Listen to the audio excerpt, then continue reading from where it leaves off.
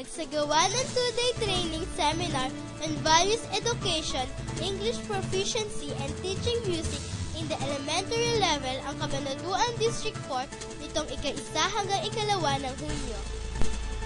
Ito ay upang madagdagan ang kaalaman ng mga guro ukol sa mga mahahalagang bagay na may kinalaman sa kanilang propesyon.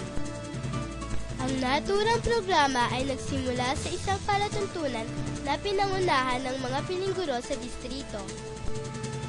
Pinagkalooban naman ng bating pagtanggap ni Dr. Consuelo Rivera, punong guro ng San Isidro Elementary School, ang lahat ng mga dumalo.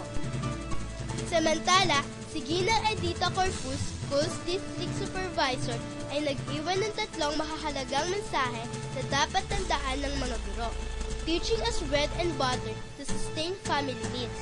Teaching as public service and teaching as a noble profession. Sinundan naman ni Ginang Marcelina Arelas, punong guro sa Campiño Elementary School, ng orientation ng mga aktibidad ang mga guro na kung saan sila ay hinati sa 2 pangkat.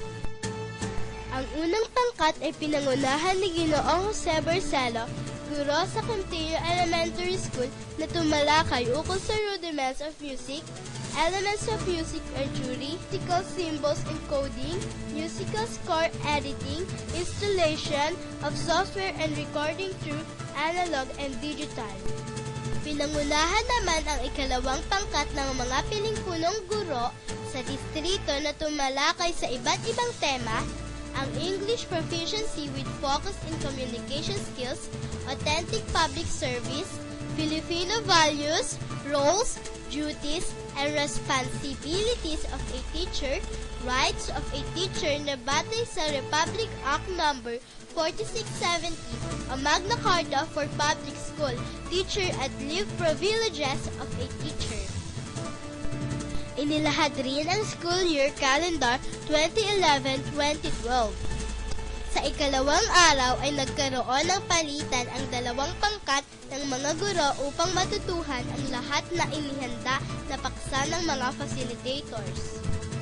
Sadyang naging makabuluhan ang naturang seminar at nagsilbi bilang paalala at karagdagang kaalaman para sa mga guro na kanilang magagamit sa kanilang propesyon. Si Antong Parang sa pamamanubat ni DepEd Media Bureau Member Alan David Valdez at Mary Grace Torres ng Campiño Elementary School, nag-uulat para sa DepEd Hour ng DWJJ Radio Vision.